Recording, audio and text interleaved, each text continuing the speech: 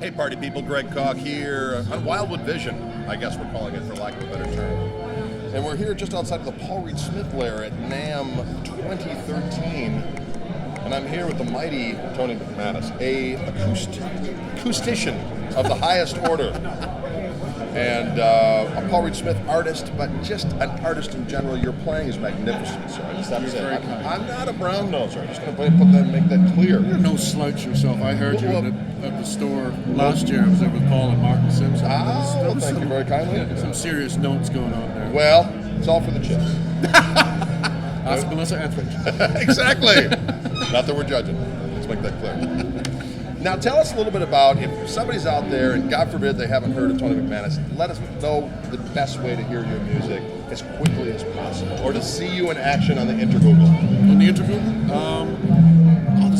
There's too much stuff on the interwebs. Like with, phones or cameras and stuff, you can't do anything. You can't drop a note anywhere without without the drop note appearing on YouTube. Indeed. I did an album. The last solo album I did, I took 15 of the highest end acoustic guitars made, most of them American though, into a studio in Nashville, and I recorded a different guitar on each track. And then on the last track, I overdubbed them all. Because you can. Indeed. For no other reason, no musical reason, just because you can. And the album is called The Maker's Mark. I'm fascinated with the logos and insignia that luthiers stamp on their instruments. Yep. So we called the album The Maker's Mark, and I got contacted by the bourbon people. I got this email, I thought, this could go one of two ways. Right. And it went the nice way. It was, thank you very much for your support of our brand. And here's some whiskey. Huh? And we're going to send you a care package. So I'm going to call the next album Ferrari for no reason. Here, I thought you were going to say, we're going to call the next album Kmart. No. And see what kind of delicious blue light specialty. You never know. That's the most recent solo album, and it's not that recent anymore, so I'm almost finished the next one, which will be very different. So you are obviously from the UK, but you live in Canada now, I live in Canada, from Scotland, originally. Spent most of my life there, grew up there. Moved to Canada 8 years ago, and I love it. It's extremely cold. It's an extreme weather situation. Well, I live in Wisconsin, so it's very similar. Yeah. Right, the summers can be bakingly hot, the winters can be like ball-breakingly cold. Right. The fall is incredibly colourful, the spring is just beautiful. It builds character. What kind of character, we're not sure.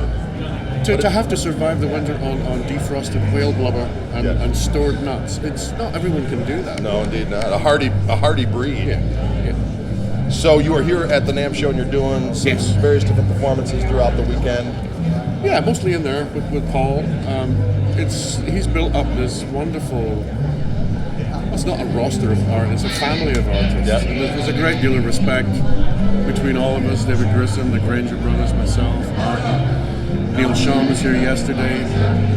I think Brett Mason's going to be here later today, and we've all become good friends and very supportive of each other's music. And it's a great thing. It's a real joyous part of my career to be involved with these people, and the instruments are phenomenal. Magnificent, right? Yeah, they are. They're stunning.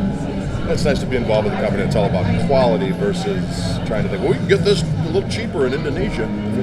Paul, anyone who knows Paul Reed Smith will know that the phone can ring at any hour of the day or night because he's discovered a way to make better mousetrap.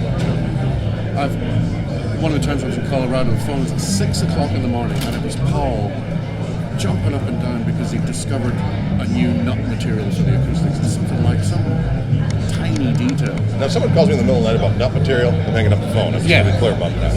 Or calling the police. Well, that's just me. No, he is completely driven. Right.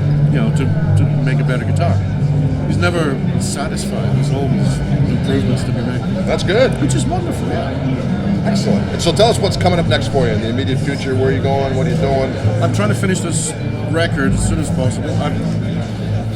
Long story. I was in Italy with a good friend, Mike Marshall. In fact, there were 6 of us, but Mike started this ball rolling. He's a great mandolin player. In fact, he's one of the world's best mandolin players. And he played the Bach E major prelude from the solo violins. Just colossal torrent of notes. And I love that piece of music, and he nailed it 4 nights in a row with a swine. And so I congratulated him through gritted teeth at the end of the string of gigs, which were in Genoa, Italy. And he said, "Well, learn it, man." I said, "I can't play Bach. Play jigs and reels, for God's sake. I play folk music." So, no, he insisted that I learn this piece. And then it took me a couple of months, and when I'd done that, he just kept at me, "Do this, learn this, learn this." So I'm going to do an album of that. In fact, it's almost done. It's half of it is Bach, and the rest is Monteverdi, Eric Satie, Francois Couperin, The boys. the big boys, if you will. played on steel string guitar. It's classical music. I'm not a classical musician. I have no training whatsoever. I don't sound good on nylon strings, so I'm playing on my guitar in my way. So, Well, that's cool. So there's techniques in there. We were talking this morning that classical people thought Segovia was a heretic. So if they're going to think... So you got to do what you got to do. Segovia thought everyone other than Segovia was a heretic. Pretty much.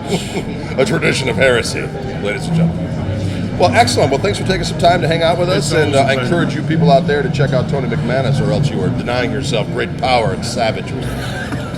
Greg Koch here for Wildwood. Adios.